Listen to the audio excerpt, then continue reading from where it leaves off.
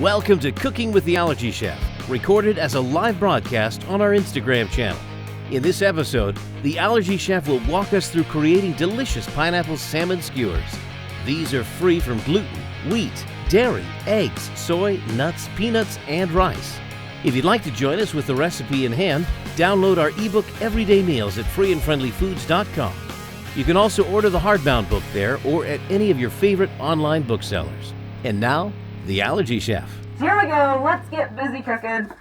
Welcome to a live version of Cooking with the Allergy Chef.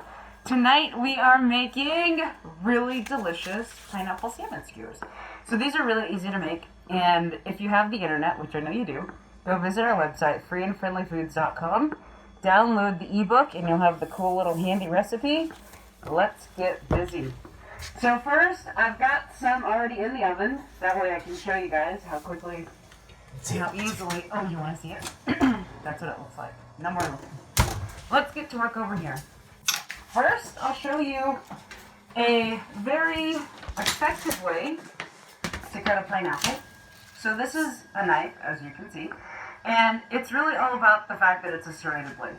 If you use a straight knife, no matter what size, in fact, the kids are going to hate me, but I'm going to dirty up almost every knife just to prove my point. You guys should see Kid too. His face just dropped. Even this tiny little one. I'll go and show you that one. I'm going to start with a nice big knife, and you'll see. Okay? Not really working. On to the next knife. Same spot even. Right? Not going through it. Now, I could obviously poke down and go down this way, but now I'm going to prove my point. Ready for the tiny one? Like magic, it goes right through. Doesn't matter how big or how small, as long as the edge is serrated, it goes right through. This, you can see, is a super flimsy knife, right?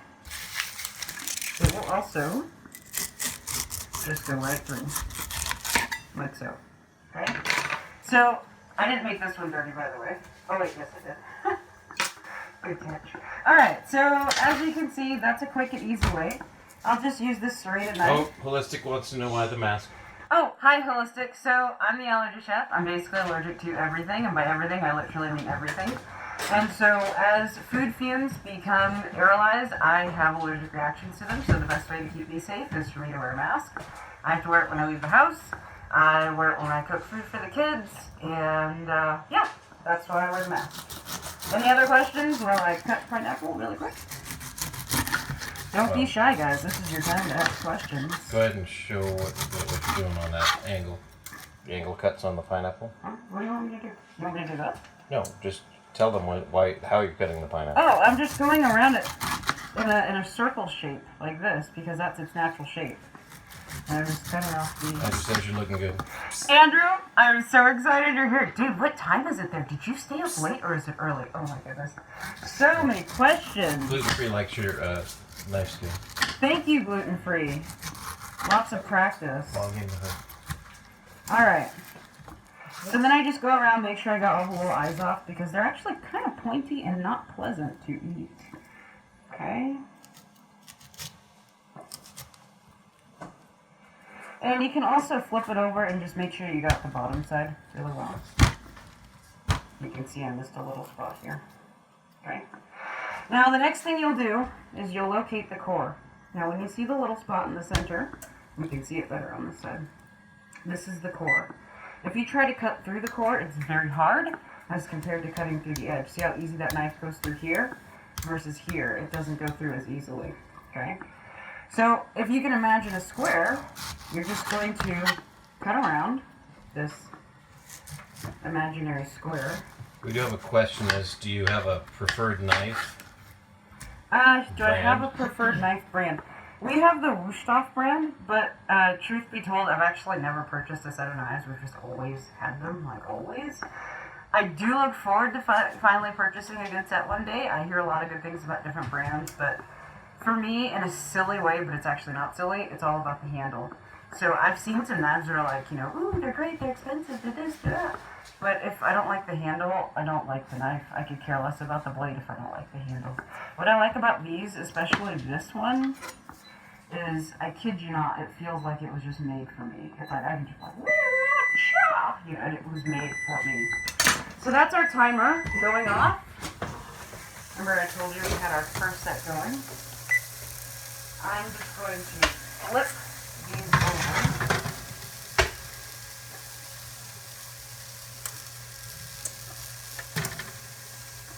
It is a little hot.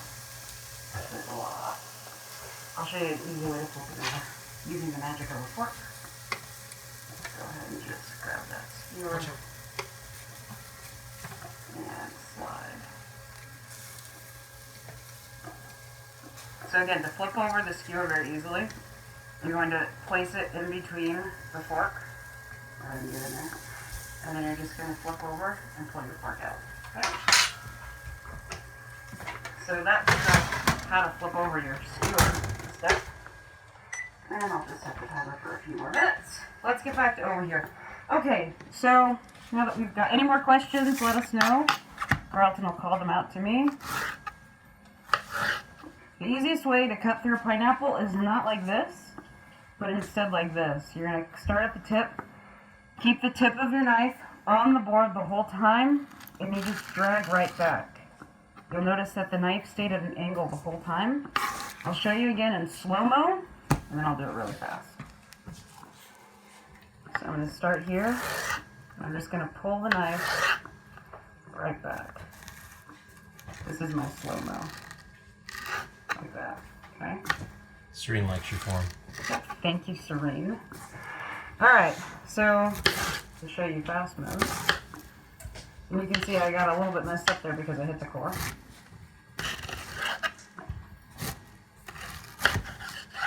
Okay, so here's your core, and you can see I got pretty close to that circle on all four sides, and that's really what you want. Now, you can eat this, you can put it through your juicer, you can let children nibble on it, which is normally what we do.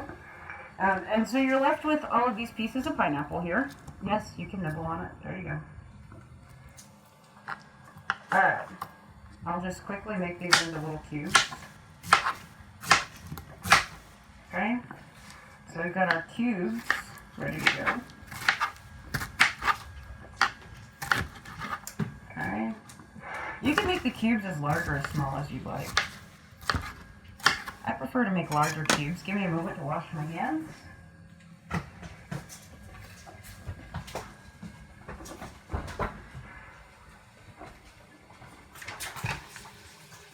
So if you are tuning into this, we are making salmon pineapple skewers, which are, the recipe is available in Everyday Meals.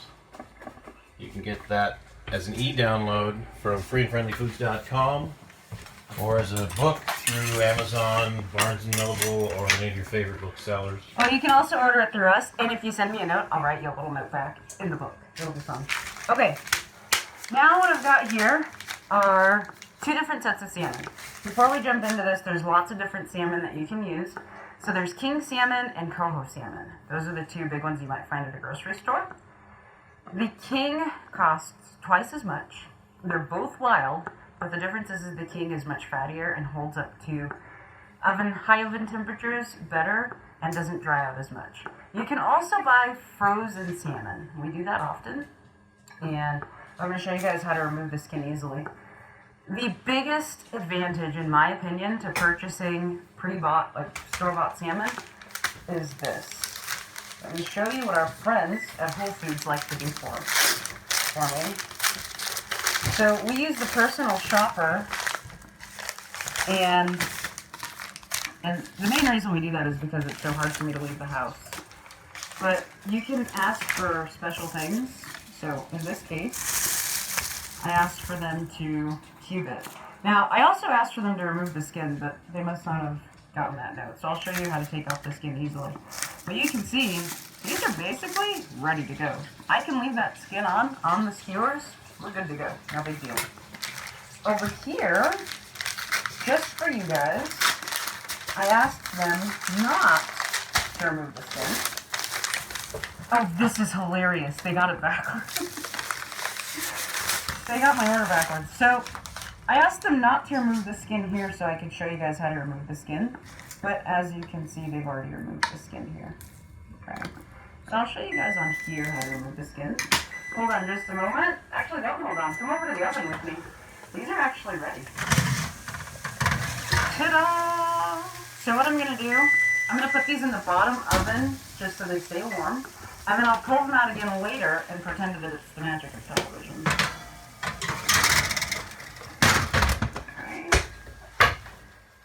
While you're doing that, Arwen's pineapple core has enzymes that can break down your gums.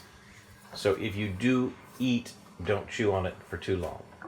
That is a good tip. Thank you very much for that. Probably brushing your teeth. Well, they say you're not supposed to brush your teeth right after having acidic or citrus things as well. Alright, Okay. so again, with the serrated knife, I'm going to show you guys how to remove the skin easily. Wait, you're not looking. You have to look over here. I was reading, sorry. Oh, okay. Alright, so I'm just going to hold this in place with a fork. And again, the serrated knife. And you can see I'm using like a thin Whimsy peanut butter and jelly spreader, but it gets the job done very effectively. Okay? And that's really the trick to removing skin, is just a slow, even go through. Now, if the skin were still here, what I was going to show you guys is that once you make the initial cut along the salmon somewhere, like so, you can actually grab it, or in some cases use a fork. But you can hold it, and what I would normally do, if you can imagine there being skin there, I would literally just push against the salmon like so, right? And this would slice all the way through and remove the skin. So I'll show you again over here. Just a quick and easy way. So I'm going to get the knife as close to right at the edge of the skin as possible. You don't want to lose all the healthy goodness that's always right under the skin. Okay? So this is just how you remove the skin. One more time, super easy, and then I'll show you guys how to put it all together. So just like this. That's how you remove the skin.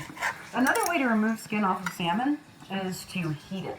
So if you're, let's say you're in a pan sear your salmon for whatever reason, you place it skin side down, you let it cook, then when you flip it over, you take a pair of tongs, and I kid you not, it just peels right off. It's really cool.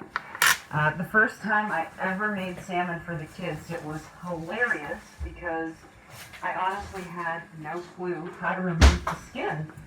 And so we spent a good hour trying to figure it out, and this must have been 10 years ago, and we were just standing in the kitchen with all sorts of knives and trying to get the skin off. It must have been so hilarious. And so I was like, forget it, we're never making fish again. So the next time around, I was like, you know what, I'll just let the kids peel the skin off as they eat it. And sure enough, we learned, and I was just like, mind blown. It was amazing. Nowadays, people just go on the internet and learn all these things, but we learned it the hard way. And that's okay. Makes for a good story. Alright, so I've got a tray here. I've lined it. You can also use parchment paper. I don't suggest foil. I suggest either a wax or a parchment paper. Normally we use parchment, but we just ran out. Like, literally just ran out. And over here I've got our skewers. Okay? The only reason we have two different styles is because we just ran out of these two. Isn't that funny? We keep running out of everything. I should send some of them to the grocery store. Okay, so I'm just going to slice our salmon here into cubes. So you can see these are already cubed. They're slightly bigger than I would normally put on the salmon skewers, but they're still a really great size. Okay. And for those of you who may be wondering why I have two cutting boards out, it's not for space reasons. This is actually our meat cutting board, and then over here is our fruit and veg cutting board. It's always important to keep those sorts of things separated. Some people even go a step further and have one just for fish, and one for chicken, and one for each different temperature that the meat is supposed to reach. Food Allergy Buzz is watching you makes me want to try cooking fish. I rarely have cooked fish, but love to eat it. Oh, it's really cool. Alright, while I do this, I'm going to tell you guys a little cooking secret that I learned from a fishmonger. Really cool dude. For a while, he was shipping me, guaranteed corn-free fish. It was way cool. The trick is, like not for a skewer, but just for just straight delicious fish. This one's really for you. You pan sear on one side for about till it's about halfway cooked, right? And you can literally just watch the color change. So if it's in the pan, you'll watch the color just start to change as the heat rises through the fish, right? And then what you do, meanwhile, you have to have your oven preheated to like 450 to 500 degrees, okay? And you do it in an oven-safe pan. Once it's about halfway done, you flip it over, you stick it in the oven, and you turn the oven off. And you let the salmon just sit in a very hot but cooling oven. After anywhere between 5 to 10 minutes, when it comes out, oh my goodness, it is so good. It is so juicy, perfect, melt in your mouth. You wish you had an extra pound of it to just eat by yourself. A little bit of salt, that's all it takes. That's the best way. Well, and salmon pineapple skewers too. But if you can't really eat a lot of stuff, but you can manage to find a good fish, that's the best way to cook it. All right. Any other questions? Keep them coming. That's the whole point of this, right? Serene says that's a nice spatula spreader you got there. Why, thank you, Serene, who happens to sell Cutco. That's our only Cutco knife. It's kind of funny that we have one. So here I've got all the seasonings. Again, if you need the cookbook, go online, grab the cookbook. For those of you that are autoimmune protocol or low histamine, for those people who may be here, check the ingredient labels. You might have to make yourself a custom blend and then just keep it in a spice jar. That's a good way to go. That's what I sometimes do for myself, is I will make a custom blend of something. If you try this recipe out and you love it, all you have to do is make a whole bunch of these. Like this here is a double batch of what's called for in the book. Just make a double or a triple or even a quadruple batch and then put it in a spice jar, and you've always got a fish seasoning ready to go. And that's a really great thing to do if you have food allergies. And if you have food allergies, make sure you read the labels of even seasonings, especially multi-purpose or all-purpose or blends. Oftentimes they'll have things like anti-caking agents in them. So for someone like me with a corn allergy, those are a huge no-no. Oftentimes we will buy single blends from a safe source and then make our own blends. Did you say there's a question, guys? Yeah, Martin wants to know the brands of knives that you're using again. Oh, okay. So our regular set is a Wusthof set. We have several of those. And then this particular knife here is the spreader from Cutco. I don't love the handle, but I love the feature that it can cut through just about anything. So I've got the seasonings all mixed up. And now we move on to the next step. Assembling and enjoying your skewers. So I like to do 3 pieces of fish with 3 pieces of pineapple per skewer. You can do it however you like. In all honesty, I mean, you could do the whole skewer if you really wanted to, okay? So I'm just going to start with a nice size cube. Okay. And then I'll push on a piece of fish. And the next.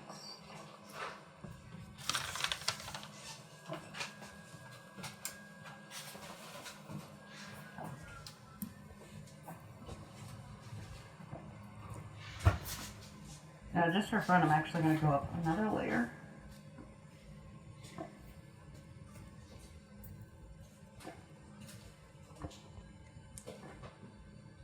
So the reason I did it that way is to not stab myself by mistake, like I almost did there. Alright, so here we have our skewer. Let me wash up.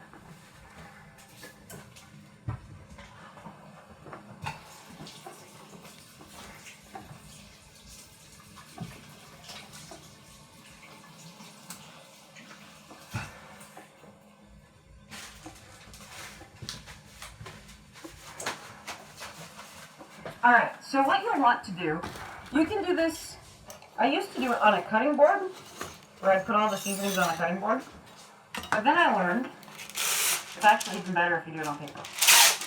So bring out a piece of either parchment or wax paper, you'll take your seasonings, and you'll just place it right on the paper. Then what you'll do is you'll take your skewer and you're going to roll it through. Just like this. Kristen, join.